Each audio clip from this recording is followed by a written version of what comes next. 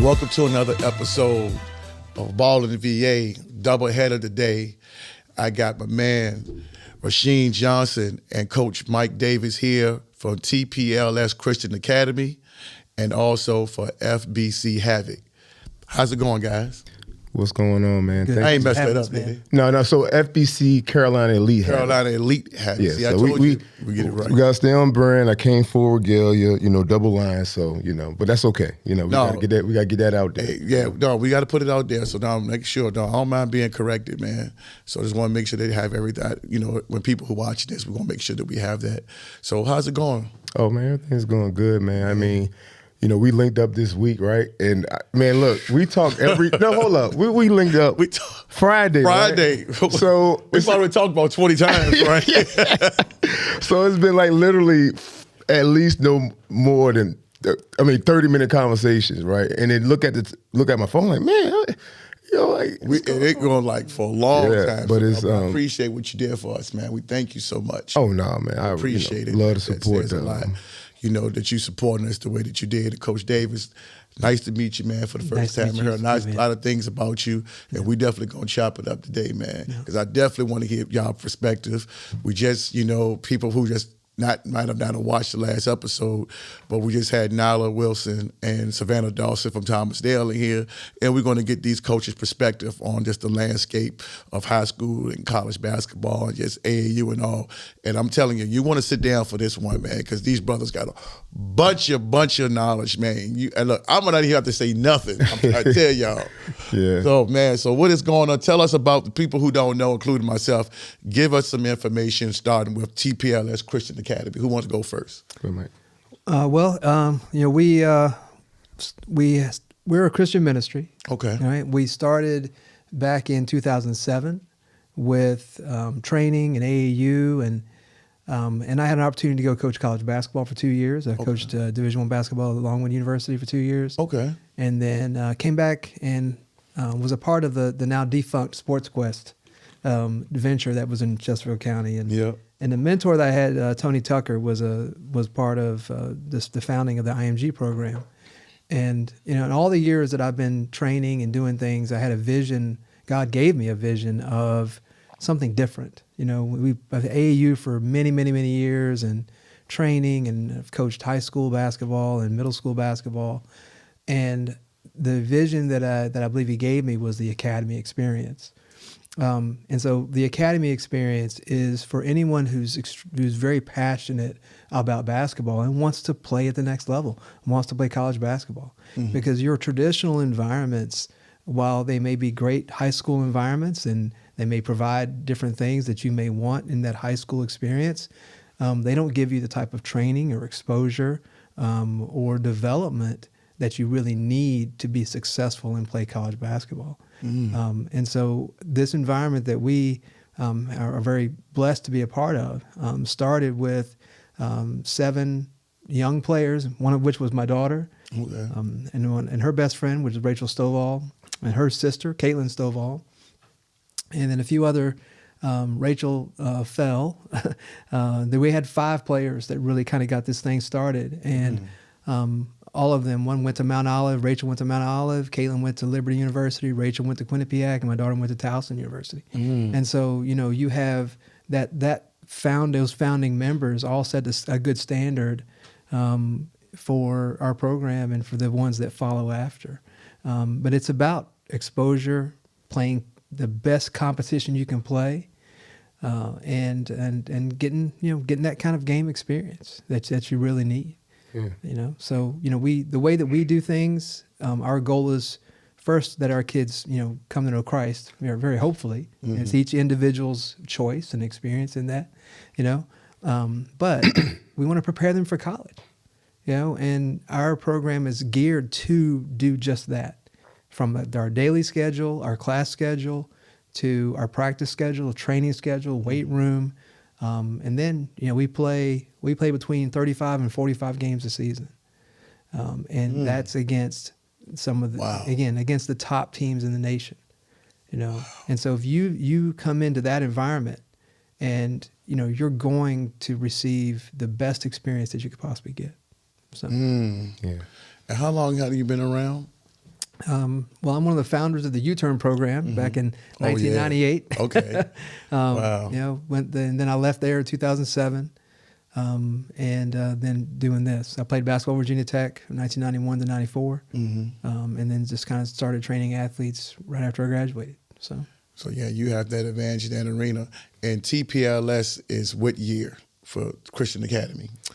What year is this? 2013. We're going on our probably 11th year. 11th year. Yeah. Okay. So, yeah. Wow, man. Listen, because like I told I talked to Sheen, I was like, man, I've heard of him because Zion Davis, I used to coach him with Richmond Metro and with Gene Atkins.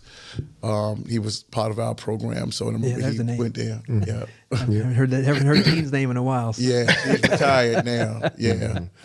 Yeah, trying to get her into that Henrico Hall of Fame, man. I'm working on that, man. No. Well, she's not in there, and does she need her name on the gym or something? Yeah, she do something. She's in Verona Hall of Fame, but she's not in Henrico's. Yeah. So yeah, we gotta get her there. Sheen, what's going on, brother? Ain't nothing, man. I see we talk about TPLS. I want to talk about how I met Mike. Yep.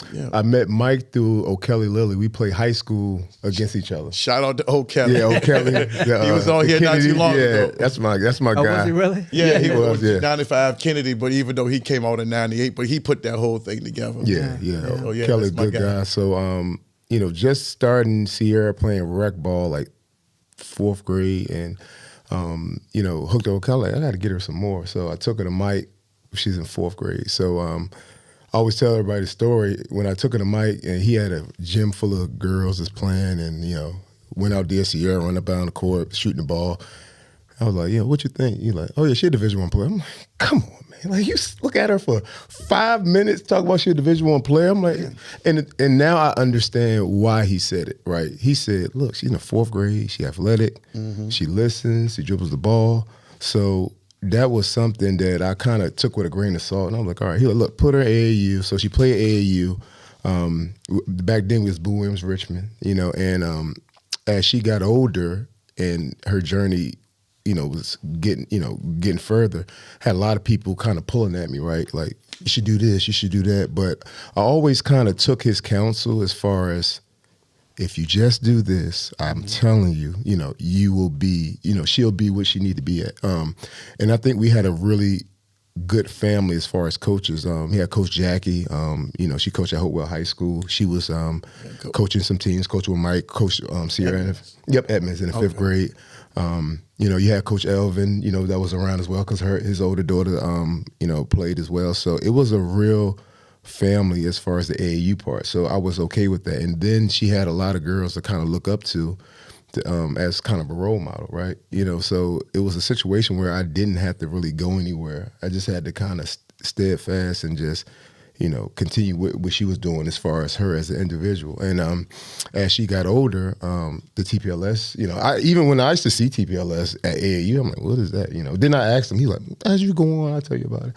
So just fast forward 8th grade, she was a 5'9" power forward, And championship game, coach from Hot Springs said, we can't wait to get you over there, man. We're going to put you at power forward, And she like, I can't play no power forward in college. There's no such thing as a Division I anyway, So that's when the conversation had to get serious with, with her, my wife. My wife she trusts me, but she didn't understand, that process fully. But the thing is, I had a 4-year window with trust with Mike, as far as what he, he'll tell me tidbits about stuff. Watch this happen. Watch that happen. And it'll really happen, right? So I'm like, man, So I didn't feel like I was doing her any justice for her doing that. I had to reclass her because she had to play guard. That was the first time playing guard full time. And when I first got into it, Kennard and good friend of mine, Jermaine, it was like, at first I wasn't going to do it. And you said Kennard and Jermaine was White. Yeah, Kennard White. Okay. Yeah. So they was like, are you crazy? Like, why would you do that, get her extra year, get experience. And that was his counsel as well, So, we decided to go that route. That was the best thing for her, because playing at that level she was playing at the level as an 8th grader. So going to Canada, I remember when she, I sent her AAU when she was in 5th grade, North Carolina. I was all right. So just imagine Canada's her first trip. So I'm calling Coach Mike. I'm like, hey, everything. I'm calling Sierra, calling. So I called him probably for the third time, right? He said, she's okay, man. You know, because I'm like, I'm scared. I'm trying not to cape up, you know, when she leave, but I'm like, oh my gosh, because my wife she was cool at that point. I'm like, man, I'm the one that's jumpy, right? Because my daughter's going to Canada. But he's like, she's good. So that was like, you know, her first experience in that year. She ended up really starting towards the end of the year. We had a couple of injuries. Then I was just, you know, a parent then. You know, I wasn't coaching. But that gave her the experience that, you know, that taking her to her journey now in college, you know. So that's why I try to tell individuals, like, just think about it. Like, she had the opportunity to be a 4-year starter at a prep school, 1,000 points, and, you know, played against some of the top competition in the country, and then, you know, go to college in Sacred Heart, you know, walk in, you know, with playing time, and now it's gonna be a 4-year starter, you know. I mean, you know, I you know, forgive me, but you know, I couldn't be more proud of Sierra, you know, because, you know, watching her grow from like I said, the day she walked in the gym to, you know, becoming a starter in 9th grade, and she earned it. It wasn't like she was handed to her; she earned it, and then, you know, getting to a point, just like he said, she needed to reclass. And I'll tell you exactly why. Okay. Because when she got to her, what would have normally been her 4th year, she was a great physical basketball player. Every college coach, I love that body. That's great. Okay. She could handle. She had a great handle. She could play the point if we needed her to. Okay. She could get to the rim. She could finish. But she still wasn't a consistent shooter. Okay. That next year, she's knocking down the 3. That opened up her recruitment to the next level. Okay, so you think about, you know, sometimes kids need a little more time to get that extra push on their, you know, on their skill sets, and that separated her. And that's where, you know, like, her college coach told me that Sierra is the most prepared kid I've ever had come into my program. Okay. Prepared physically, mentally, IQ, academically. She's the most prepared kid I've ever had come into my program. And that showed, because then she became a starter, and, you know, and she relied on her. You know, she relied on her. Yeah, and I always used to push leadership on her early. But, you know, when you're a young female, you know, I think when you're a leader as a female, you gotta let the feelings out of it, right? Yeah. If you don't, it's going to get convoluted into, oh, you don't like me, or you just being bossy. And that's somebody that's receiving it that's probably young. So I noticed that all the tidbits that I used to give her, we used to give her, is full scale in college, right? You know, so even watching her during the game, like, even like, you know, they just took a big L to Stanford, right? Down 40 points. I'm seeing her like, you know, pointing, doing this, doing that. And I'm like, that ain't going nowhere. You know, and I'm more proud about that than anything that leadership has developed. And I saw it last year. She used to get on our kid, Delaney Snyder. Delaney Snyder is committed to go to Memphis University. Okay. You know, last year, beginning of the year, I told Coach Mike, I was like, man, I don't know about Delaney, man. Like, because it was a different environment for her. You know, she had to get used to the environment. And I remember talking to Delaney, I was like, look, if you trust us, and you can still do what you do, but trust us, you'll be fine. And I thought I was going to get some pushback. She was like, okay. You know, so the next step was being accountable. So, you know, Sierra used to get on her, always on her, always on her. You're not doing this, you're not doing that. I used to tell her, I said, look, like, this is her first year with this fast pace, learning 40 plays. You know, this is real for her. So you got to kind of be patient with her. And then she understood that. She scaled it back instead of like getting on her. She, you know, counseling her, you know, so that really took Delaney to the next level, and ended up probably 3/4 the season, probably mid-season, she was a starter, and like, she earned that, you know. And so I think that's what, you know, took Delaney to where she's at now. She's committed to go to Memphis, and you know, very happy for her. And see, you know, everybody, this is the education part when I tell people, when you're talking about these prep schools and Christian academies and you know, these private schools, and this is the information that we need. And we were talking and speaking earlier, we were talking about your daughter, Sierra Johnson, Sacred Heart. They just played in the tournament. This is where they played against, what, Southern? Yeah, played Southern first. And then they played Stanford the other night. So, which today is March the 19th. So just a couple of days ago. What is the hardest part when you're speaking of Delaney and they're going to these universities? I guess if I'm a parent and I'm hearing you saying your daughter at the Sacred Heart, you mentioned Delaney going to Memphis. If I come in and say, well, how can my daughter get to that level? How can you help me? What is the plan?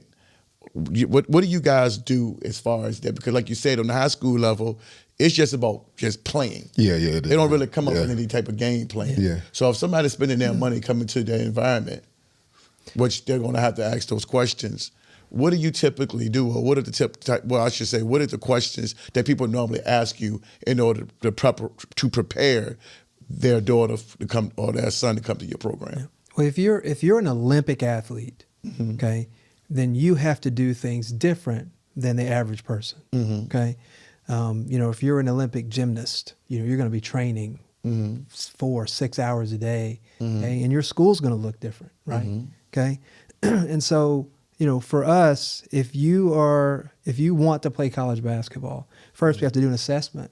Okay, where are you in your skill sets?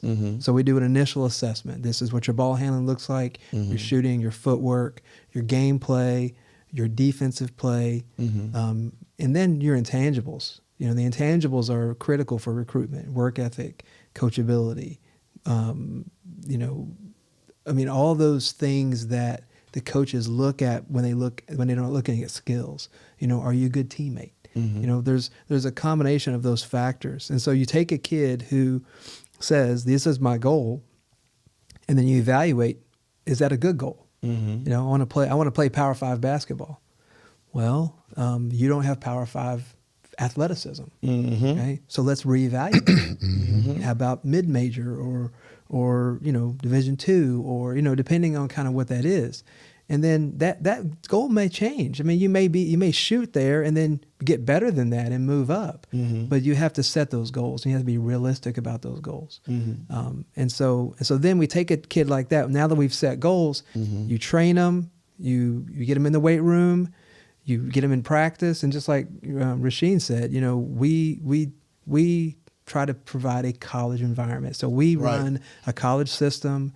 We run a lot of we've run a lot of triangle offense in the past. We run a lot of, even what you might say the Warriors run in some ways, a lot of splits. UConn uses a lot of splits as well. So there's a lot of different actions that we use to teach the game, and then you put them in that environment, and then you take them and you got to put them, boom, you got to put them right in front of college, competition. So our one of our first trips every year in early November, okay, before anybody's even had tryouts, we head down to Florida. We play Montverde, we play DME, we play Central Point. We play, one time we played IMG. Like, you go and you play these teams, and that gives you right away a good indicator of where you are. Where you at, real quick. Off the rip, real quick. Yeah, and I just think about it, right? Kids got to understand the work part of it. They're not understanding that it takes a lot of work to kind of get where you at. We average 3 hours a day in the gym. That's average, probably low number, maybe 4, 3. Probably 5 hours. Yeah, in the gym. So you create that environment, it can't be replicated. So even if you're not the best skill set, if you're not gym probably 5 hours a day, working on your game, being in that environment, it transforms your mindset. Because, girl, like, he used to always tell me, man, they girls, man. Sometimes they get attitude. Sometimes they don't want to do it. That estrogen level. Yeah, so, so just imagine if they, in a high school environment, you only got an hour and a half to kind of, you done pissed around for 20 minutes. You done lost, 20, you only got 110, right? But if you're in an environment like us, you can be mad, you can be upset, but guess what? Your teammates, getting up 500 shots, you need to be getting up 500 shots. 11 o'clock weight room, you just can't say you're not going to weight room. So you can be mad all you want, but after you leave there, you got to get back on the court. So like Coach Mike said, we go down to Florida, and every year Mount Verde, they have at least 5 Power 5 kids. Like last year they had 7, I want to say. So when you go out there and play teams like that and you perform at a level that, that you see you can go out there and compete, obviously realistically, winning the game is hard, because, the athleticism is totally different. But going out there competing, and this year, we actually beat Malverde, I want to say maybe 4 years ago.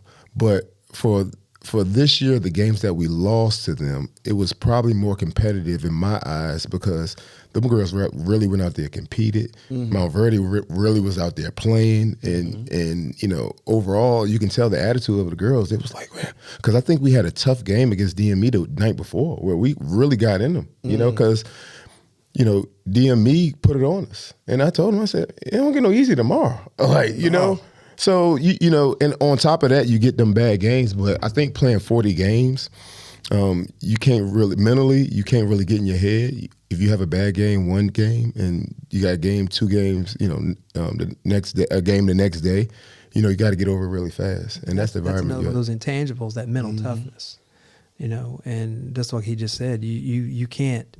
That's why we do it, because early in the season, you have to get an experience like that, yes, to lean on. We were in Florida. You played these teams and you got through it. So now we gotta hit this task next, and we got to do it. And so it's about building that confidence and that mental toughness early, and going through it. It is so hard because you talking about playing 40 games, and I know I always touch on this at some point when my son always say, Dad, I don't know why you keep arguing with these people, going back and forth with them. When we told them my son's senior year at Trinity, they played 36 games. Mm-hmm. They were 35-1. And the first thing you had somebody say was, well, I saw y'all play against this school and y'all barely beat them. They weren't that good. And I'm like, when you're playing 4 games a week, that wears on you. Yeah. Like you said, you guys started in November. Same thing, we started in November. We actually started in October. We started in October. Yeah. Like, they had fall league and think like September and October. Our first game was the last week of November. And then we played 4 tournaments in December alone. Mm-hmm. And that was before we even got to the regular schedule. Yeah, and I'm like, what are y'all talking about? Yeah. We was going back to back to back to back to back. And then it was some games like we were supposed to play Blue Ridge, LC Bird, and it was somebody else the same week. I was like, y'all ain't doing nothing like that around here. So, that's why I said it's a mindset, it's a mental toughness, and if you don't know what you don't understand. Mm-hmm. So that's why I tell people, that's why I want you guys here both to kind of break this down. It's a boys and girls academy, right? Correct. Mm-hmm. Okay. Yeah. And do you guys get people through, is it just in the state of Virginia or outside the state? It's been a mix. It's been majority have been within the kind of the DMV area. Okay. From Virginia, DC, Maryland, and then those have been the majority of the kids that come from that region. And we were a girls program only for 4 years, and then we added boys, and so our boys program continues to grow, continues to get better. We've got good coaches in Bill Youngblood and Trey Mouton. They do a great job, and we're excited about the future for that too. Yeah, as far as the recruit, I say it's crazy. Ever since Sierra was there, I want to say at least 40% of the girls are not from the 804. So that's almost half the team, right? So, then when Sierra got there, I started a journey as far as just, starting to recruit girls locally. But, I don't know. It's just, I think when there's something different and it's not comfortable to people, they won't make a change. They won't. So, I think now I see myself, still recruiting here in Richmond, but, not afraid to go outside of Richmond because you start to identify people that really want, what we have to provide. So it's crazy, like, obviously we're no secret we lost Trinity, right? She was committed to us. Trinity Dale. Awesome player. We wanted her. We really, we had her since the 7th grade from AAU with Team Takeover. Didn't work out, but we, that's how God works. We got a tremendous guard, Kendall Scott. I made the connection with her over Instagram. I got a referral from the Division II coach. He said, look, this girl, she's good. She was kind of buried on the Elevate Elite bench. And he said, look, I seen her play. She can play. So I reached out to her, talked to her. 2 weeks, she's all in, right? And this year, she was a starting point guard. You know, recruitment is going well for somebody that's coming straight out of high school. You know, and as a junior too. As a junior, right? Yeah. She's behind in recruiting. Yeah, wow. yeah. So, but it's picking up. Yeah, so you know, so the thing is, you know, just off season, just talking to coaches, identifying with, you know, what she's going to play at. She's going to be playing at Fairfax Stars, and they have enough information, so her recruiting will pick up. So that's why I was kind of surprised, you know, a little bit when, you know, Nyla recruiting is kind of slow, because you think about it, like Nyla Wilson. Yeah. So Thomasdale. Yeah. So the thing is like, how, you know, that's why I think everybody put their eggs in the AAU basket, and it's hard because I'm seeing it right now. Okay. Unrealistic expectations with I can't say expectations, but it's like being scared, right? Like I'm getting close to the end. I gotta make a move because this is not happening. I'm not getting an offer. But at the end of the day, from a guard perspective, you're under 6 foot, you gotta be able to shoot it. If you're not a consistent shooter, it's gonna be hard for you to get a scholarship. And that's gonna be the bottom line. And people need to understand that. Like, and some people would say, well, my daughter need to get more athletic. I know for me, my that is crazy. Yes. So the thing with Sierra, I think she probably in high school maxed out athleticism, probably 17, right? You know, I know what she can do. Mike knew what she can do. I think in college she's gotten stronger. Some stuff can develop, but I don't know how much that's changing, especially when you're not in that environment. And a lot of people, you know, I see them, they'll post, we're in the gym 6 o'clock, you know. Yeah, you see that post. Yeah, you see it, you know, but are you, for an hour, you know, how many days a week? Is it consistent? So if you do it one day, you got to do it every day. And it's all about the number of hours in a day. When you're in a public school environment, you're, you know, sitting in a class for 7 hours. Right. Okay. You have a limited time. Now, you know, when you get to college, okay, how many classes you take a day in college generally? I didn't go to college, but let's see what my son did. Yeah, 3 generally. About 3 to 4. Yeah. And you maybe. Usually it's 3. It's usually right. Right, because of maybe you have a lab. Time management. Maybe you have a lab, you know, but it's usually 3. Right, it's usually 3. Okay, so, you know, academically, like I said, that's one thing. Classes, you know, learning, that's a lot of times on the kid. Okay, they're going to do well, and no matter what environment you put them in, you know. And I can only speak really for my kid. Both of my kids, you know, I took them out of public school. They had straight A's. We homeschooled them. They had straight A's. We put them on an online class. They had straight A's. You know, you put them in they're straight A's. I mean, that's what they're good students. And so, you know, but getting them in an environment where they're prepared for college. So, you know, the way that we do things is for girls, the girls take 2 classes in the morning, basically. Then they go to practice. Okay, so then you have a 2-hour practice window. If you're in college, you're going to practice generally between 10 and maybe 4 o'clock, you know, 2 hours. Okay. A lot of schools practice in the morning. Okay. And they'll have the kids go to practice or go to class, come to practice, and then they have lunch at the weight room. So that's how we set our day up. So it's 2 classes in the morning, practice, weights, lunch, class, training. Okay. And so then what that builds, as you just said, time management. Okay, is critical. That's the one factor you have to have when you get to college. Yes. Because you get, you know. You will get lost. That's right. I was talking to a parent yesterday. He said, freedom, man. And get to college and it's freedom. Okay. And if you can't, exactly, that's how you freedom, fail out. That freedom, it ain't, but that window is this big. Right. You know, so, but having that ability to manage your time and have those skill sets is huge. So, you know, like my daughter would get up at 5 a.m. and go get on the gun and shoot.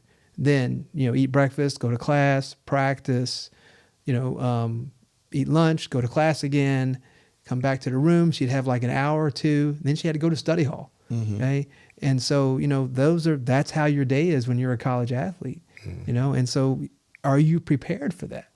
You know, and, you know, that's why we, you know, work at what we do to help our kids be prepared. And I think that's the main thing. I think everybody wants to put that shirt and the hat on, but don't realize that they're not preparing them to go to that next level. They want them to be able to achieve that. Yeah. But when it's time but like I say, if you go to a Power 5, you guys are going to be on the road. You know, there's going to be a lot of online classes, like you said. you got, it's practice, workout. We had Sydney Archie here, her and her husband, Corey Douglas, when they came on, and they was like, man, like they played at VCU. And they was like, she gave us a timeline of what their day was like. She was like, it was like 4 or 5 o'clock in the morning. You got workouts, you got this, you got this, you got this. And by the time the end of the day, I barely had enough time to eat. Yeah. And look, it's crazy you say that. Like, I barely talked to Sierra like when she first got there. My wife was like, oh my gosh, I haven't talked to Sierra. And I'm like, baby, like she locked in. Like locked right? in. I don't take it personal, It's a business. Yeah, it is. I'm telling you, like when we sat down, decided to go to TPLS, it was like, this is the business of you getting to school. That's right. And anything else is, this is what it is, and it's crazy, like, the time management piece, being prepared to kind of play at that level. Like my daughter averaged 9.9 points a game in high school. Wow. So and she had multiple scholarship offers. So, and I do work for Prep Hoops, Virginia. So I'll get tagged on Twitter, 40 points or 35 points, and the scores are 80 to 11. Right. So, that's telling me there's a lot of layups going on. A lot of them. Versus if I maybe translate Sierra points to high school, maybe it'll be 18, maybe it'll be 25. I don't know. But the colleges that recruited her say, how does that player fit in my system? Bottom line. And she had a resume to kind of back up, I know St. Francis started recruiting her her last year of AAU. The inbox, and this is, this is the St. Francis PA. Yeah, okay, in Pennsylvania. Yeah, so they inboxed her. They found out I gave them 2 game films. They came and saw her, and right before, I told the coach, I'm like, she's committing. They was gonna offer her. That pretty much was the offer right there. But guess what? They moved fast because they had all the information that they need. Right. 1,000-point score, 4-year starter, played against top competition. So it wasn't no wavering as far as where they wanted to go. They just didn't get to see her, right? So that's why I try to tell an individual, and I'm telling you, everybody look at the episode with Nyla and Savannah. They are Nyla is an elite defender. Yes. Great athlete. Savannah is a great athlete, and just look at as far as what they say their recruitment is. This summer it's going to pick up, no doubt about it. I know they are, right. But and don't compare yourself to them. Just kind of see overall where you're at. Like, man, how good they are. Yeah, they're good. That's why I asked them. Both of them are ranked top 5 in the state in their class. Okay. So if you're having Division I aspirations and you're not at that level, you got to change what you're doing, bottom line, because really at the end of the day, you're just going to run out of time. And if you see these 2 young ladies as talented as they are, and they're telling you that their recruitment is slow, and you said they top 5 in their class. Yep. So what does that say everybody else below them? Yeah, that's why we use I'm sorry, Mike, the Laney comparison. So with Laney, and again, we're not trying to be disrespectful to the Grant family, anybody like that. But if she's the standard, what everybody's saying is she's committed verbally to UNC, then it's like, okay, then what do we have to do to get to that point? That kid can shoot it. Yeah. Right. Yeah. Laney can shoot. She can shoot. Yeah. No, she can shoot it. Yeah. Like it's not that's the difference, okay? Like she can drill it from deep, okay?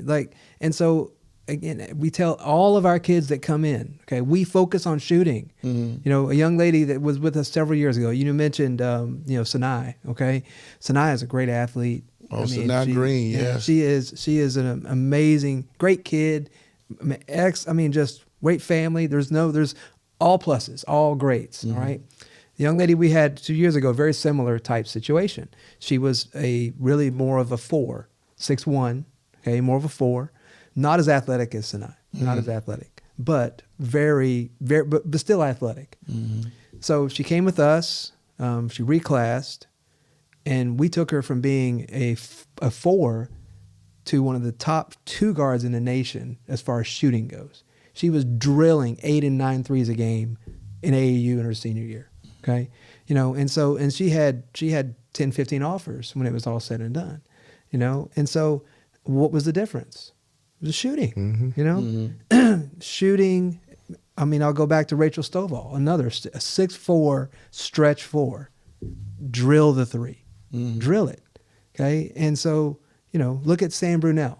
I trained. I trained Sam Brunell. She played AAU with my daughter and Rachel, and and Sam can drill it from deep, right? Yeah. Okay, so again, those are the things. Those are the factors. So when you wonder if you're, if your recruiting is not slow, or if it's slow, or whatever, then you got to say why. Why? What do I need to do different? Right. Okay, and maybe it's environment, maybe it's skill sets, But if you can shoot it, you're gonna get recruited. And see, that's the thing that we have to really, concern ourselves with, because everybody talks about them being first team all region and this, that, and the third. And like you said, nowadays, that's not enough.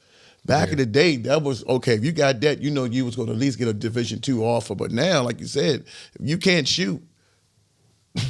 Yeah. And we had a, kid, Grace Pack, Grace wasn't the most athletic kid in the world, but Grace can shoot it. Shoot it. And even a parent, he was like, well, the academics, I don't really know about it. And I said, well, Grace had a offer to Georgetown. You don't get no more academia than Georgetown, right? Oh, it does. So that's why, I don't really waver when parents, question the education part. My daughter went through it, and that's something that, you got to deal with. But I want to go back to Lane. I remember talking to Jeff, it's really a personal story. I know he wouldn't mind me saying this, but when he said she was driven to be the best, right? So I think that's what I heard. Yeah, so everybody questions the politics as far as her recruitment. He told me that she emailed all these coaches as far as who she was, what she was doing, and what her goals was. Mm-hmm. And just think about it on the surface, it really matches up to where she's at now, as far as reaching out to coaches. I can remember, even a Dayton coach, forgot her name, but she's at South Missouri State now, telling her about Laney. And she was just like, okay. They finally got Laney on the phone. Laney was very intrigued by the school, and I know she got an offer from him. And the coach was like, that kid one of the best shooters I've seen. I know and the thing about she said the scary thing about it is early, with the film that she's seen. Mm-hmm. So like Mike said, and I think and Laney is a technician when it comes to her with the ball. So if she do a pound dribble, you step back, she's going to let it fly. And there's a good chance she's going to hit it. I was telling you, we played against St. John's, AZ Fudd, during the COVID year. She had 32 points. She did about 4 basketball moves, and so fundamental. Yeah, fundamentally sound. So this is perfection. Especially when you got a mama and daddy to play the way they play. Yeah. So, and I think her game translated to the next level. I know this year was kind of tough with the injuries, but Laney? AZ. Yeah. So that's where it really comes down to. And I, and we have and granted, high school you can get a scholarship. There's some good shooters in high school. Look, Erin Edmonds plays for Hopewell High School. I've never seen her play yet. Yeah, Erin Edmonds is an alpha. She's a good shooter. She's going to be a Division I player out of high school. Mm-hmm. Don't get me wrong. But I think the breakdown when it comes to high school, maybe 10% of kids will get Division I offers, probably even less than that. Yep. So that turns out that maybe 1 per team, right? So if you look at the landscape of, even this senior year, most of all the other girls, the really good girls, are underclassmen. So even the seniors not really getting the scholarships, so... and again, it goes to, AAU. Most parents, when they talk about AAUs, it's like, well, I'm not getting the exposure. Mm-hmm. I'm not getting exposure. The only thing I think AAU we can provide, obviously with FBC, we'll talk about that a little later, they're providing a professional platform to help girls get where they need to go to. But with AAU, you just got to be able to play. Mike have way more connections than me. In college, I developed my own. Mm-hmm. But if I tell a coach to come see you play, even if it's Delaware, if you don't give a Delaware game, they're not going to offer you. Mm-mm. And I ain't even talking about the big schools. And we got to be, I think as parents, they got to be realistic where the kids at now. And they don't want to be realistic. Yeah. They don't. Can we go back just for a second and talk about Grace Pack again? Mm-hmm. Because, it's another really good example of work ethic, okay? And this is a kid came in just like Sierra did, okay? And she came out of a homeschool environment where she was scoring, 20 points a game in a homeschool environment, okay? Making people mad because in homeschool, you're not supposed to score 20 points a game. Right. And so she came from that environment into our environment. And her dad is on our board and is our CFO. But he was at the first game that she was at in Canada. And his face, when he looked at the pace and the speed of the game, he was like, Mike, this is so fast.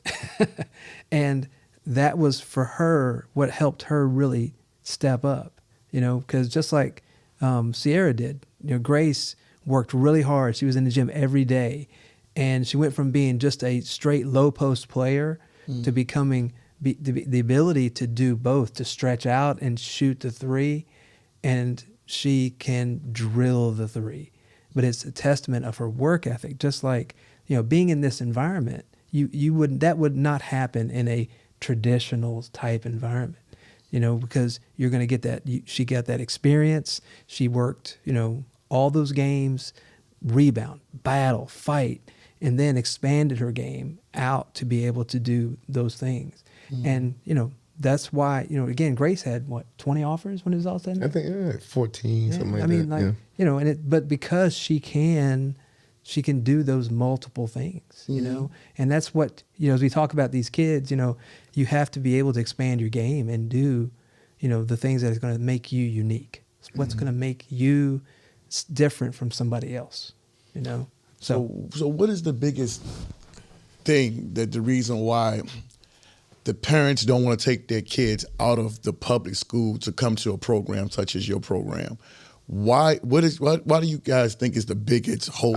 Like me at this point, I really don't know, because I think at the end of the day, when you're making decisions, it's all about facts, right? When you have the facts in front of you and it's verifiable, you can go back to look at the information that's provided to you. You can make a sound decision. Like, I think we was talking about this before. Like, a lot of parents, they say, well, I'm gonna let her make the decision, right? So if you got a car payment, if you got a house and a car, and if a kid see a nice car, you tell them to make a decision, they're gonna pay that car payment, right? Exactly. Not the house. No, they ain't gonna play the house at all. So that's why you shouldn't say, well, I'm gonna let her do it, because kids, they make decisions off of emotion. Right. So it gets to a certain point where you have to understand, like, is this something that you really want to do?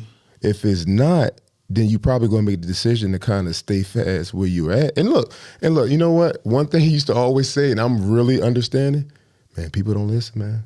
More you talk to them, they don't listen. And I think, me personally, I don't move off of kids, but the way my time is so constrained now, as far as what my focus is, I really give everybody the facts kind of like the first week or so when I'm talking to them.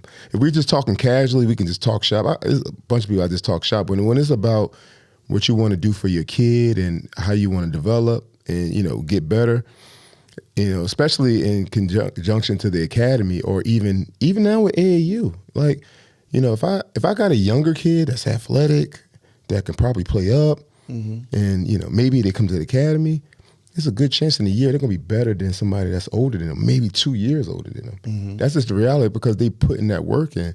So I just always caution parents, to understand the time is limited, because even now we're in the 2025 class. They got 2 more years left in AAU, and that's going to be it. So if your recruitment is slow, like Sierra and Grace, just with them, they were talking to coaches in 8th grade, 9th grade, poking around. I remember Gardner Webb seeing them both of them for the first time. That's what Grace Pat goes to Gardner Webb. Seeing the first time, probably like 8th grade, 9th grade, and they both got offers from there.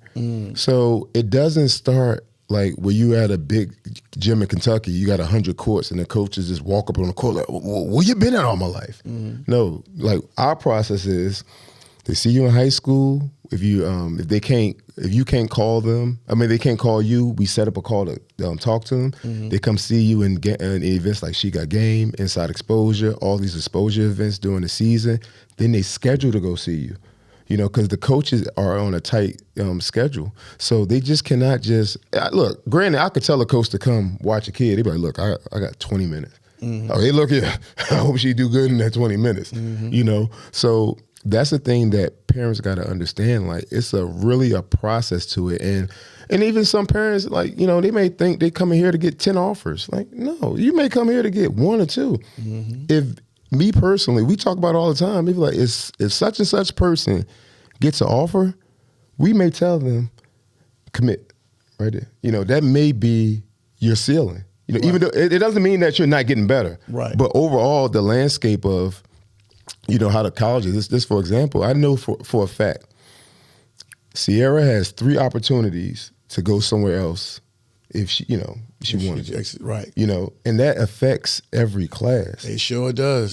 So just imagine if it was 100 Sierras, 1,000 Sierras, because coaches talk, they like, look, man, if things don't work out, there's always options for it. They talk around it, but I know what they're saying. And it hurts everybody in high school. That's what goes back to your point when you were saying that you got to be polished. Yeah. You need to be ready. Yeah. And these parents, that's why I want you guys to talk to this camera, because we going to put it out there. You got to let these people know, because, again, I wish I could do it again, because the information that you guys have right now, what I liked the other day, when we was on the phone, you came with a plan. Yep. I'll be honest with you. I've rarely ever heard a school, a high school, Christian academy, anything like that, to actually lay out a plan exactly what you want to do for that athlete. That was impressive. And I'm just like, and sometimes people walk into school because it's a name, or they feel like, I've had athletes tell me, they said, man, I left for school and I thought I was going to John Marshall because I thought I was going to get a scholarship. We have kids on this set that said that. And I thought it was so great, because I was like, it don't work like that. It doesn't. And these parents think so. And like you said, we just had Nyla Wilson and Savannah Dawson here, and I'm sitting up here like, oh, I know these girls' recruitment probably off the hook. And it was like, man, let me tell you one thing. If they play in the events that we play in, because that talent, so and you're playing not just that, but playing against Winston-Salem, or playing against Montverde, you're playing against these schools that now coaches see you play against some of the best of the best. And that's one thing she said. This summer it's going to be off the chain. They're going to be playing really great competition. Right. Okay. Well, they're going to get to see you 4 times. Yeah, 4 times. Okay? Yep. Right. And maybe over a period of days they might get to watch you. Okay. So, but with us, it's September to March. That's what I was going to say. Now, one thing you said, though, and I want to go back to it real quick. You said, why don't people come a lot of times? And I'm going to be honest with you. People don't understand our academic approach. Okay? There you go. Yeah. All right, because we have a lot of parents that maybe they're at Trinity or St. Cat's, or they're at this private school because they really love the academic process. Or the thing that and I don't want to disrespect any school program, but you got kids trying to get a 2-year degree in high school, in a combo type program. See, they offer that now, exactly. So I don't want to disrespect that, but is that going to get in the way of your 4-year scholarship that's going to pay you, $250,000, in academic money? You know what I mean? So, but our academics are just as high quality as anyone else's. We just do it differently. Right. Okay. From the athlete standpoint. Exactly.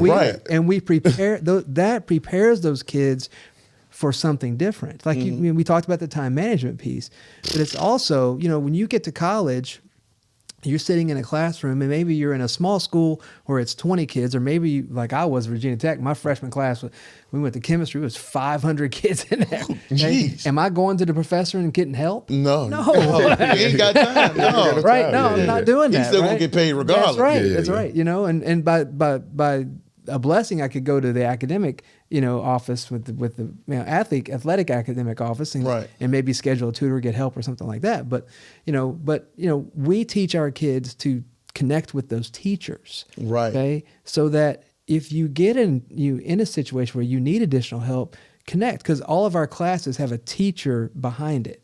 Okay, that's a teacher teaching that class. So it's not like it's a kid just sitting on a computer per se. Yes, they sit there and they do their work, but when they run into something they need, there's immediately a teacher right there that can help. Okay. And so it's different style.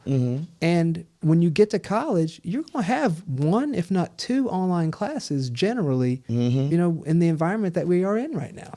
So anyway, so that's a hurdle that I think many people have a tough time getting over because they don't understand. And so you guys have an open house and stuff like that, right? We have had in the past, and we're going to have one this year. Yeah. It's not something we've done on a regular basis, but we are going to have that. Because I was going to say that maybe getting these parents to get out, to come in and understand what your program is about, especially if you have an athlete who you're trying to get to that next level, or like you said, they could be here, but their ceiling could be here if they put the work in, the time, and you guys have the facilities and everything to set up.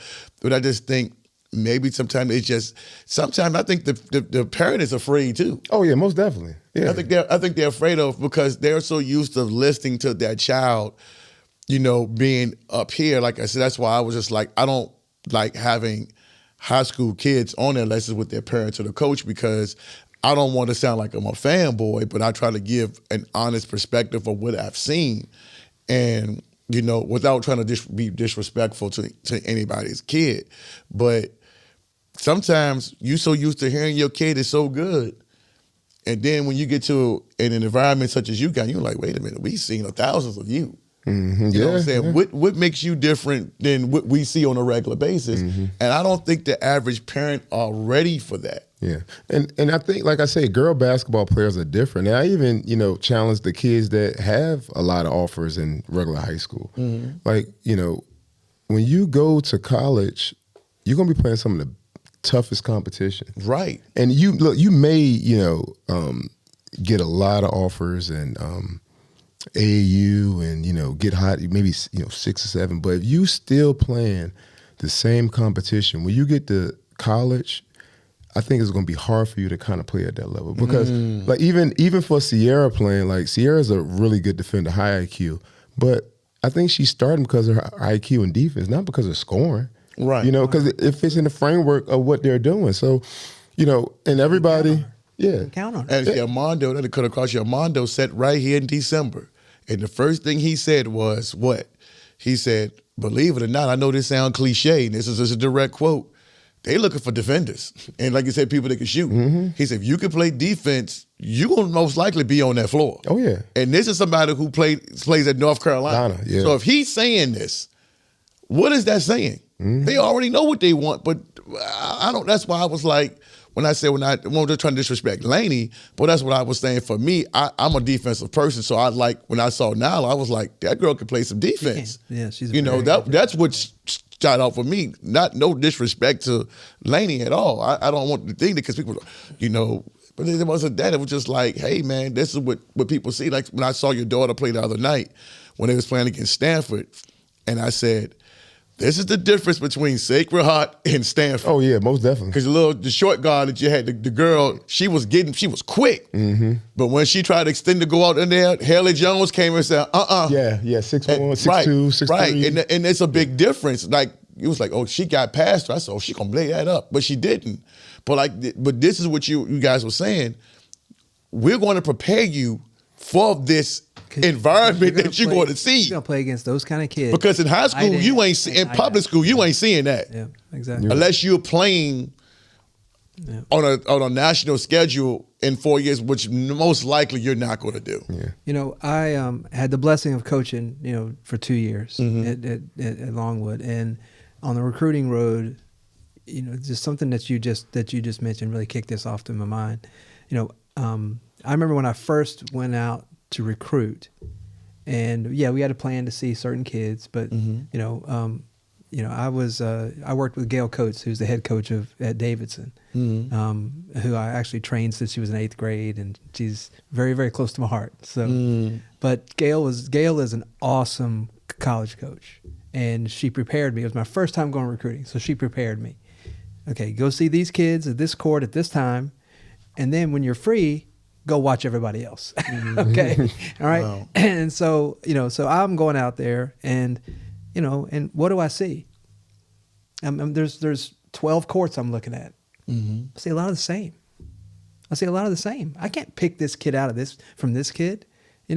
What's going to separate them? And so if you take a sample of 100 kids that you're looking at, you're immediately going to cut out, as a college coach, you're going to cut out 70 of those kids because they look the same. They all look the same. They turn the ball over like everybody else, or they take plays off on defense, or they can't run an offense, or maybe they're looking at their coach the wrong way. I mean, you can go down the list of all the things that you just say no. Okay. Now, when at 30, those things become more important because now you've got a kid that's got skill, they got talent, they got ability. Maybe they're a really good athlete. Maybe they got size. There's something that separates those 30 kids from everybody else. Okay. And then you start to pick what are you going to recruit? What do you need? What are your, what's the most important things? So, so as you think about what I just said, you have to be able to do something that sets yourself apart. Okay. And as we've talked about several different kids here tonight, defense is one thing, right. But I tell you this, those 30 kids can all play defense. Right. All 30 right. of them. Yep. They all can stay in front of the ball. They all can pressure the ball. They all can move. Okay. And if one can't, I bet she can shoot it. Okay. You know what I mean? So there's where you got to separate yourself and you got to be, And I think, another thing with the academy program, when you play against that competition and you go back to AAU, it's a little bit. It looks easier for the kid. Okay, I say about at least 50 to 40% of girls play AAU and at the academy. I'm gonna give you 2 kids. Vanai Ote, she's a 5'10" shooting guard, primarily the whole year. A combo guard now. Yeah, exactly. So that's what I'm getting to. Yeah. We had a turnover problem. We playing against some good teams, and we pretty much just ripped the Band-Aid off. Like, all right, practice. All right, but now here you go. You at the combo. And the minute she went there, and it gave our point guard some release because we had in her hands at least 70-80% of the time. Ooh. And really she, under the circumstances, we understood her turnovers. Everybody else, we was like, man, we got to stabilize it. But she was the she stabilized it. Put her at combo guard, her scoring went up, her shooting got better, and our point guard that has some combo guard skills, she's a great shooter. She's able to get on the wing. We give her some open shots, able to, to create. And we have a reclass 8th grader, Denia Mason. So with her, the speed, right? Oh yeah, too fast. But towards the end of the year, last big tournament, Inside Exposure. Then we had another one with Winston-Salem. Finally, it didn't look fast for her. She's able to do more things, and you get out here for AAU trials. I'm like, man, she looks different. But for her, it was so frustrating all year. The mistakes, we can't put you out right there because the lack of experience. So I think for her, having, going through that, and the thing is, time will tell with her understanding that teaching moment, but I'm gonna have to have a conversation with her, in AAU. Like, look, you got to be a leader. You can't be emotionally wrapped in every play. But her being so young, this is where you teach these girls that instead of most cases, again, people just coming from high school, just coming to AAU, they're kind of not handed a lot of things, but they don't really face a lot of adversity. So when you get to these live periods, when you're playing the best competition, the adversity hits you. Some people may fall apart. And during live period, I'm telling you, parents get crazy around live period because, they kid all year playing, 20 minutes and they play 18-minute live period. Oh, what's going on? Why are you playing my kid? Like, man, you only playing 2 minutes less, right, depending on how they playing, So I think that the development part, it sounds so corny. Everybody would say you got to really trust the process.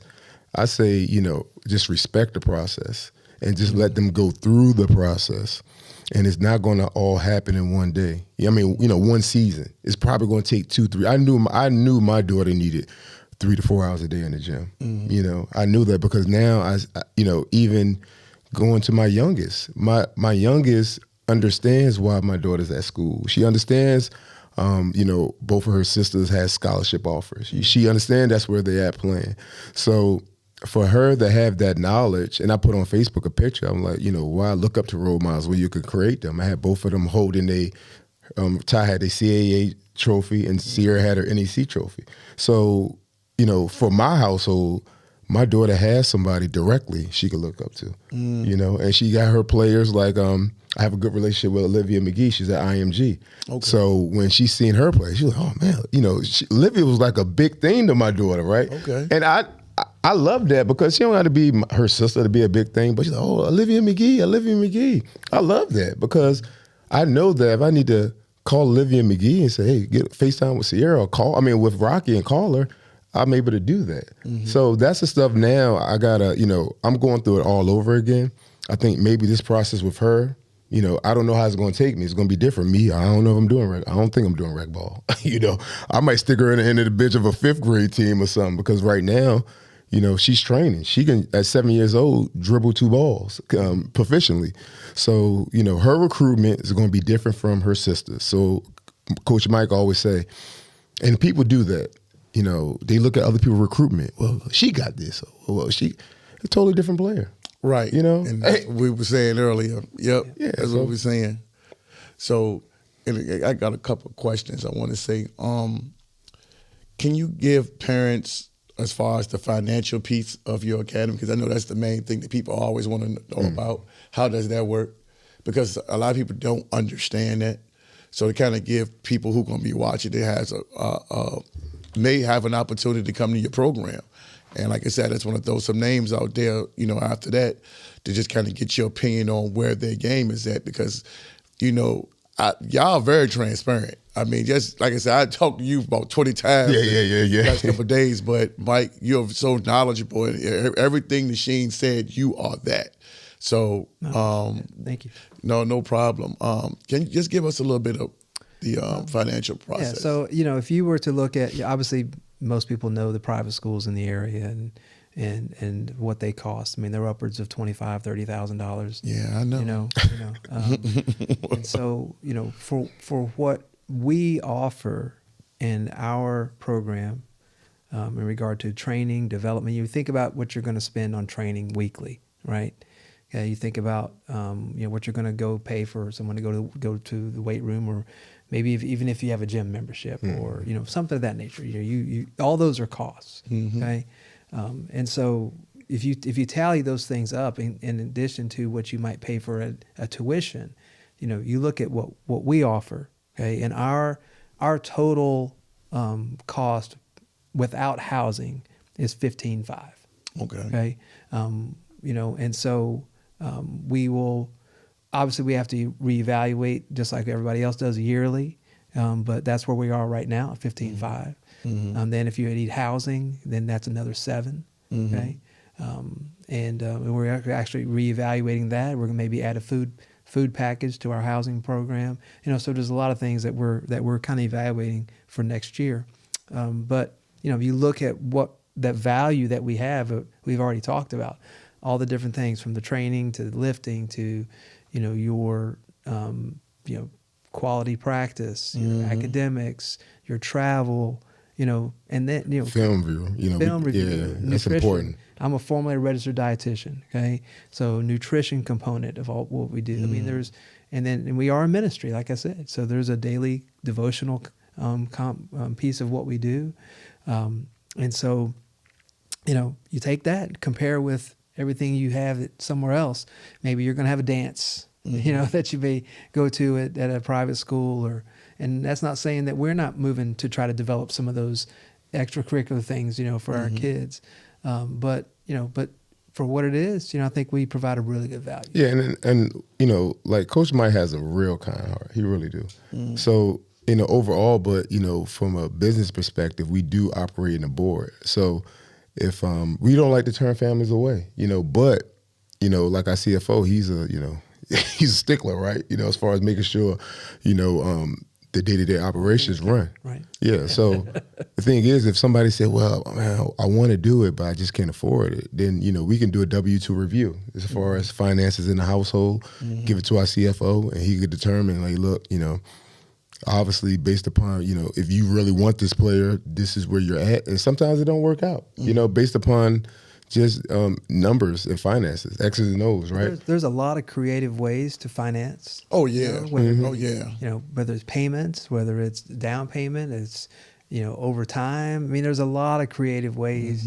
We have extensive fundraising that we do because we are a ministry. We're really trying to work on our grant program, to really expand what we do with grants in order to also offer more scholarships for needy families. So, this could be an opportunity for someone to have be the first one in their family to get a college scholarship, right? Or go to college even sometimes. I can tell you, I've trained some kids and I've been able, to help them get to college, and they were the first in their family to go to college, and that's special. Like that's really and something that is unique, and so being able to offer that in our program. We're always looking for people to support our ministry as well. Can you sponsor a scholarship? Can you sponsor a kid? Can you, do that so that we can offer someone who could never afford a private school or anything an opportunity to really, earn a scholarship in this way. Yeah, and another thing I noticed, and not noticed, but a lot of people, and I ain't gonna say people. I think internally, and Carol Lawson said it, man. I was thinking about it. I was just scrolling on Instagram.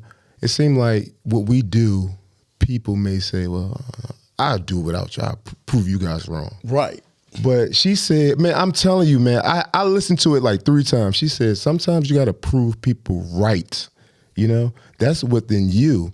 Maybe if you think, you said that, hey, I don't need to do this, and you go somewhere else, you're like, well, maybe I need to do it. Like, prove yourself right as far as what you need to do, because at the end of the day, the time doesn't stop, right? So if the time does, and what we do at the Academy program, we, I told you, loyalty one way is stupidity, right? And we are loyal to, and I think I'm gonna change it around AAU, right? But with the Academy, we are loyal to our kids. If we recruit you, we say, hey, you're going to start. Hey, we got you at this position. Obviously, you got to commit to us. We're going to invest in. We're going to invest in all of our kids. Yeah, so we're going to do that. So I think once we do that, they already know that, hey, look, I'm going to start there.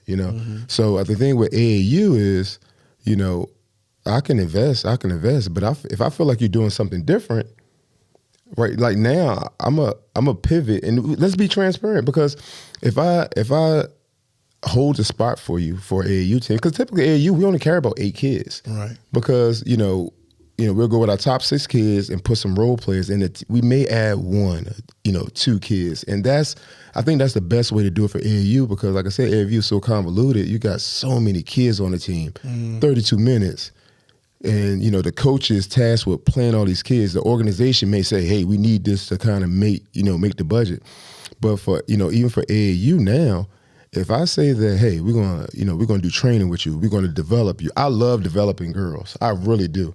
Because if we got enough top-heavy girls, the girls on the backside already know, like, hey, I'm in a role, I'm developing and being in this role, and by the time July comes, you're gonna be a different player. That's why I'm really excited about our 16U team. We got a couple of kids on there that I'm just waiting to develop. Even our 15U kids, it's girls on there that I want to develop. We're going to provide a training platform for them. We're going to train 3 days a week. We're going to be at Holly Springs High School starting Thursday. We're going to do Tuesday and Thursday at Holly Springs. Next week, we're going to start Thursday, but Wednesday, we're going to be at Hopewell High School. Okay.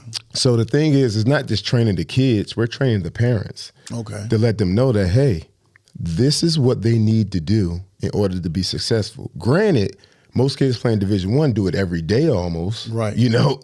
But we're just trying to make a platform so you can understand that, this is what it is. And another thing that parents need to understand, like, training is the cost of doing business. When the kids are young and you're AAU or whatever, obviously free training, here you go, free training. But if that disappears and they got to take them somewhere else, they be like, yeah, it's $40 an hour. They be like, what, $40 an hour? Ain't. You got to pay that. That's what you're going to have to pay. So I think that if the parents understand that, they're always on the same page as far as the development, as far as what they want for their kids. So that's what since we on that AAU, let's kind of transition right into, your Carolina Elite part, the FBC Carolina Elite. Let's get into that while we on that topic. So give us some information, some background into that. So we had a student in our program, Zoe Adams. She was with us for like 6 months with Lynn Adams. He's the director for Carolina Elite and out in California. And I'm sorry, California, North Carolina. Mm-hmm. But he loved what we did from a ministry standpoint and what we did with his daughter. She loved us. It was an opportunity for her to go to school in Georgia, and she went that way. But we were formerly with Virginia Havoc, but obviously any business venture that didn't work out. So we was able to get an opportunity to become FBC Havoc. Mm-hmm. And I think what FBC has provided a professional platform as far as recruiting. Literally, we had a meeting like 2 weeks ago, and it was probably one of the best meetings I've been to. It's an operation where Lynn Adams put a lot of effort, time, and financing in as far as to help these girls. I think our network, including North Carolina, spans about 7 to 8 different networks with teams, probably 15 to 17U. Mm-hmm. We have our own system that we enter in all the kids that can go in that college coaches subscribe to, so they can look at height, size, age as far as recruitment. Every kid in our organization, if you're with us from 2 years, you get your own personal website. You can put your highlight on there. You can put your transcript on there. It's a nice picture on there. It's really. I sent it to a college coach one time. He called me. He was like, "Man, what is this?" I was like, "Hey, man, it's some new stuff that we doing, But it's not even new to me because we getting our girls integrated in it. But it's something that's really interactive as far as the kid, because instead of sending a huddle link, I could send a URL link, and they could get everything and get their social media, all that good stuff. So, oh wow, yeah. So I think for us, we're starting from the ground up. We're second year into this, right? And just looking at the landscape, how kids are like here. Okay, we're gonna do it from a training standpoint. If you're in the 5th grade, 6th grade, and the only person I've seen train at a high level, like Mike did, and like anybody group wise, is Manny. Manny had them, his girls. Yeah, mm-hmm. He had but the thing is, he had his gym, he had a platform where he had, girls in the 1st, 2nd, 3rd grade in the gym all the time, and people don't agree how he do it, but he's doing it. And I have really great respect for him. I love him to death. My daughter goes to Manny in the summertime. She see Coach Manny, she runs the job. Manny, Coach Manny, so that's something, I had to take. I didn't want that daddy ball approach with her, because I used to always like, come on, basketball. She went, so, but guess what? I had to put her in that environment. Right. She got in that environment. She started seeing, Coach Manny work them girls out. So once she got in that environment, it's all over with now. Now she see her sister at Arizona State playing on TV. We go to the NC champ. She sees all that. So the wheels are turning. But with AAU, I think that, this year is going to be really exciting for us. Coach Jackie, she coaches the 17U team, her and Coach Elvin. All our kids play Division I basketball, so we understand they're going to have an approach as far as teaching the girls, having them compete, and just really trying to put them on a platform where they can go out there and play and, possibly get a scholarship offer. Coach Mike, you have to add to that? I think he kind of covered it all. Covered most of it. We have a wealth of experience, which I would say, what sets us apart from, I've been a part of several AAU programs over the past 15, 20 years, and we've had good success everywhere, and obviously got to meet a lot of great people. Ty White's a good friend of mine. We were team loaded for 3 years. And shout out to Coach White. Yep. he's Coach of the Year this year. Yeah, man. He's done a wonderful job at John Marshall, and I don't care what people say, he's done a wonderful job. He sure has. Yep, that's right. You can't hate, man. I'm very happy for him. So I just say that, we've been, and Ty made a good point one year with me. We had, almost 2 different types of teams that we had in our program, and I think that's about style and how you prepare your kids, with AAU. It's hard in AAU when you only practice 2 to 3 days a week to really put in, your 10 different offenses and all the different things. So you have to find the right fit for that group of kids that you have. And, and then also with our program, because of what we do, our teams run primarily the same things so that a kid can go up, down, move, through the program. And that's a critical thing you have to have. So development with our program is critical, just like we just said, offering them great coaching, great opportunity to learn the game and teach the game. And then also with experienced coaches who not just, we've had a high degree of success. Not just have we placed kids in college, but we've also won, AAU championships. And by the grace of God, I actually beat Boo one year in the state championship with a great team that I had.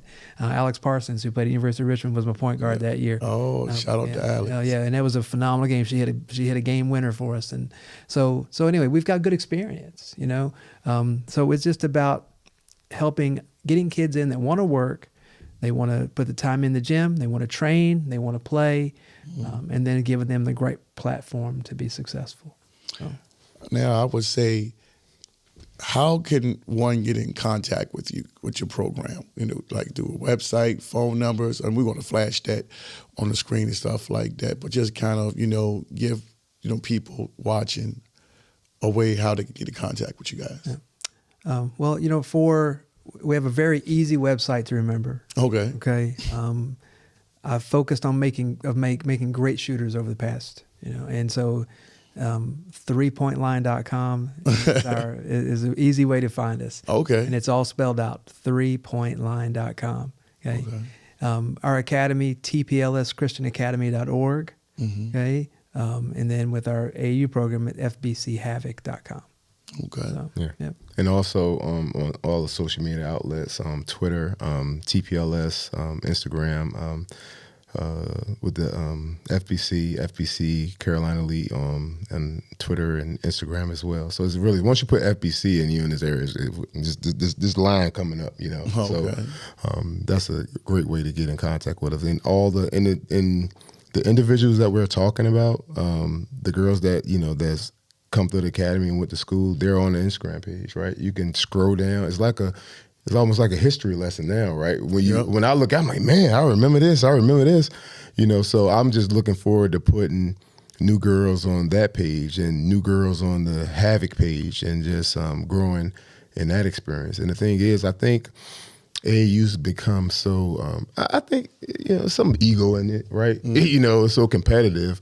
But I think just having the right fit of girls and having the parents trust what we're doing.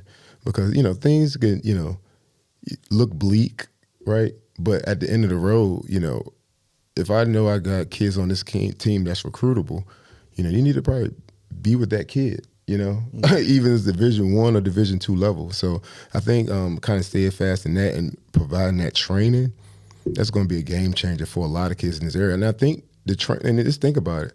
The lack thereof training is hurting the high school basketball around here. There's not a lot of, I know when my daughter played 5th grade, man, we used to be at U-Turn, man, like 4 different organizations in Richmond. And guess what?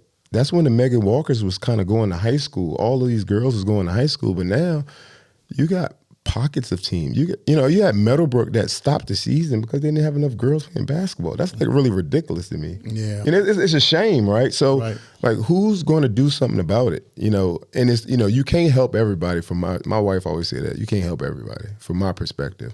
But I want to try to help everybody I get in contact with. That's why I kind of do a lot for prep hoops, with obviously with this right here. So I'm entrenched as far as what I do. So I love it. It's something that I love, and I know, I do real estate, and years ago somebody told me that, you're going to always end up doing something that you really love you don't get paid for, and that's me. I don't get paid for doing this, and I don't care that I don't get paid. That's okay, but I think me giving back somebody from Newark, New Jersey, from the projects, and to have a child go to a school that costs $60,000 a year and not pay anything. From a parent perspective, and I always tell people, I'm not just talking from a parent perspective, I'm talking from a parent perspective. This is what you probably need to do. So now when I counsel them, I'm going to be more aggressive as far as, not be, obviously demonstrative, but I'm talking about the information I give them. Because if you don't take my information, I need to move on to the next person that probably would get it. Instead of probably spending so much time with a parent or, a family that I probably done in the past, which is okay. I don't really mind. But I got to be able to start moving off of individuals that don't listen. And that's okay. Yeah. And that's not me being mean or mean-spirited. If somebody's saying this, you talking about me. No, it's just the facts. And that's one thing that we only can go off of is the facts, right? So that's what it is. Well, I'm going to spend this last 11 minutes, probably not so much, but we're going to spend the last little bit before we get up out of here. I'm going to give you a couple of names of some players, and you kind of give me. I'm kind of putting y'all on the spot. Yeah, you are right now. Yeah. But hey, that's what you guys do, right? Mm-hmm. The first one I'm going to say, have you guys seen King Baycott play? Only highlights. Brother. Yeah. When we were with the Team Loader program, I had the opportunity to work with him some, and he was very young. And I'd tell you the truth, man, even at that age, you could see he was going to be a special kid. I mean, honestly, he's going to be, and if he continues to grow and get the size that's very possible, he's going to be tough. I mean, he's going to be tough. He already does. I mean, I've seen him, like you said, seen him do highlights, and that I've watched him grow up and watched him play. And I think he's going to be a great basketball player when it's all said and done. Okay, I was saying y'all get a player like that in y'all program, man. I can imagine what y'all can do with him. Oh yeah, most definitely. Yeah. Most definitely. Let's go with the two young ladies we had in here earlier, and then we can kind of I'm gonna get y'all out here quick. Nyla and Savannah. Yeah, I know y'all got history. Yeah, most definitely. Both of them have history. Savannah is, man, she's a real complete, I think, complete point guard. I haven't really seen her play over the last year, but I just know where she was at in 7th grade. And, just kind of seeing clips of her and the development, it's all starting to come full circle. Mm-hmm. She can shoot the ball. Coach Mike was back then was always talking about her change of pace. And I guarantee you that's going to probably, be at a high level. But overall, man, and look, I see her. She got taller, right? Them girls walked in here. I was like, they grew. Yeah, season. Exactly. So she's getting taller. She's a great athlete, and this is the sky's the limit for her. Nyla, same thing. I remember watching her with Coach Wade. Like, she's an elite defender. Can turn defense to offense quick. I think maybe because of recruitment, probably slowing. She probably just need to shoot the ball a little bit more consistently. Mm-hmm. Once she gets that down, she'll be fine. Really for both of them, maybe playing higher competition in high school will help them out as well. Mm-hmm. But I understand their position. They're best friends. They want to bring that state championship home to Thomasdale. Mm-hmm. But, for different kids, you got to think individually, right? As far as what individually the ceiling I can go. A college coach told me your ceiling is your competition, So if you still play the same competition and, you just probably wait to AAU, you may not have a good AAU. You may be hurt one year. You may, they're girls. They might just be in a funk, and you got to rely on the last 2 AAU events. So that's the way I look at it with them. But they awesome players, scholarships. They already, got the hard part out the way, just, trying to, keep developing. Mm-hmm. What you think, Coach Mike? Yeah. With Savannah, again, she's an amazing athlete. Super fast. She could cover one end of the court to the other end in 4 seconds. Yeah. And her change of, like you said, her change of direction was amazing. But change of pace. When you're playing against someone who's just as athletic as you are, you have to be able to get them off their heels. And so her change of pace is something that she needed to continue to develop. And I even mentioned to her when she was standing there. So, yeah. Excuse me. And I think the same thing with Nyla. Just being a more consistent shooter. I think that'll open up a wealth of things for her. So, let's go to since we mentioned her earlier, Trinity Dale. Give me your take on Trinity this year. I don't know if you saw her this year. No, I really didn't see her this year. Last year she had an awesome year. She was Region Player of the Year, I believe. Yeah. I think during the recruitment process, trying to get her to us, the feedback from the coaches were obviously playing, better competition, being a more consistent shooter. And, I think that's it with her, right? So I think with her, in a nutshell, she got to understand, like, how I'm going to do that. So, coming up on your last year AAU, are you going to be in a situation maybe you play the lion's share of the minutes, or you could probably play a role, depending on what team, she's on. But I think just kind of taking advantage of the opportunity to go out there and do that, I think that's going to be paramount for her. So, yeah. Again, someone to watch grow up, really, and I would just like her to see her really shoot the ball.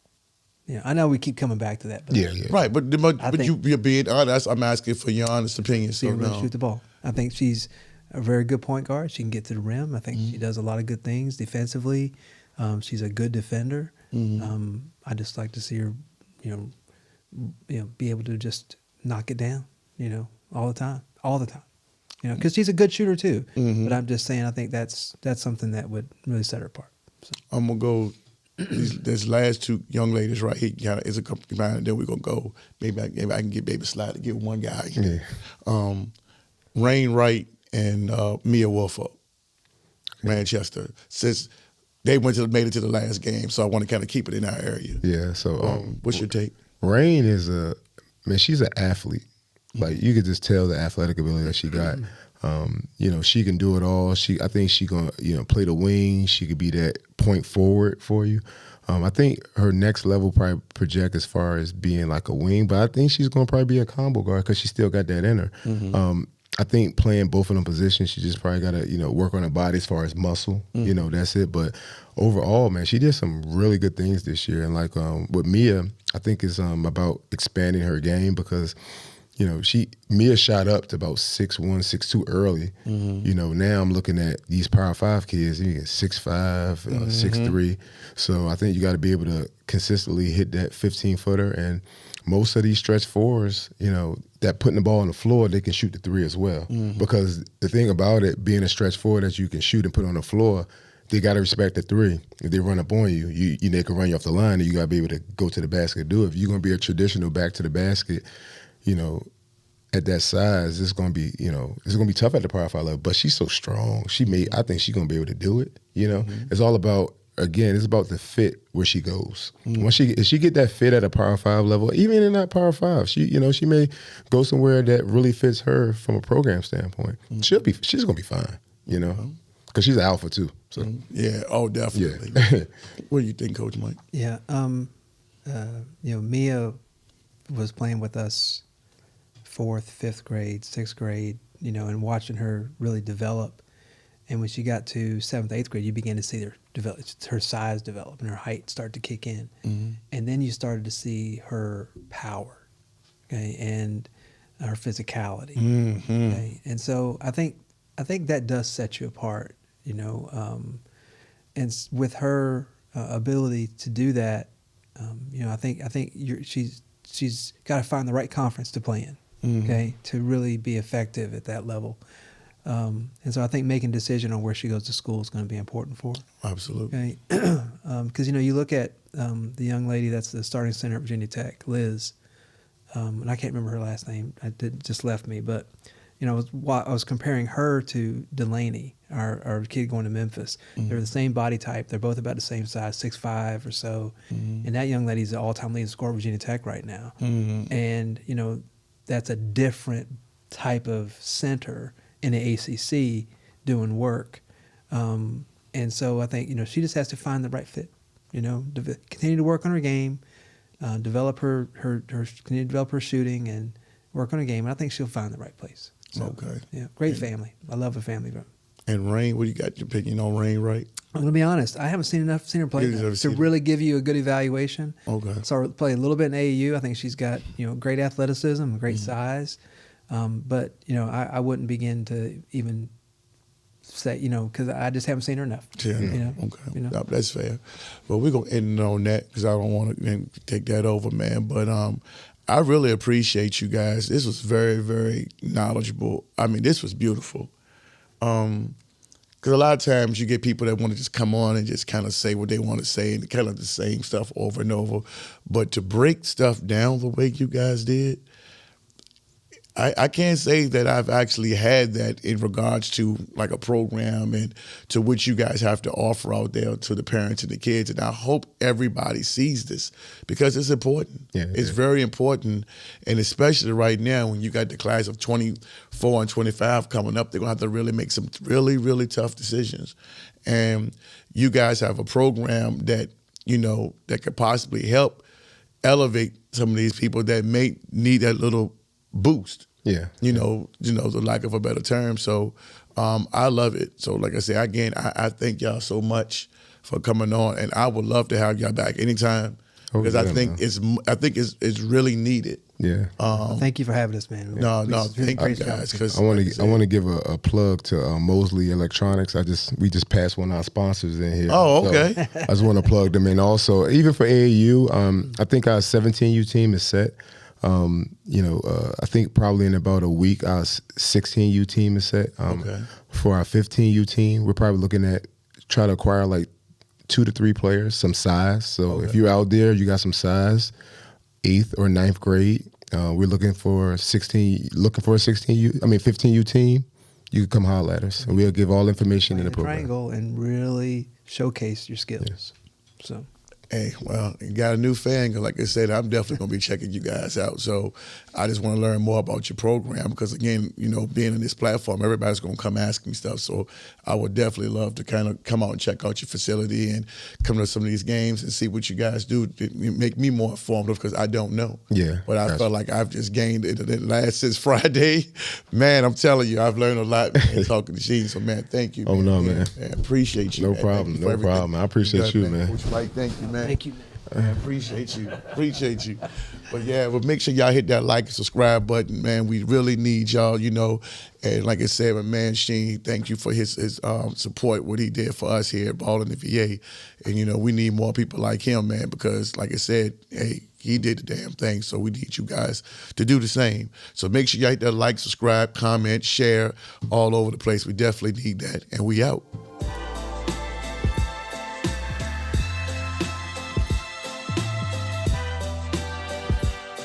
Appreciate y'all watching the episode again today, y'all. You know, go over, make sure that y'all check out my man, rickstocker.com for any of your home buying needs. Appreciate it. Thanks again.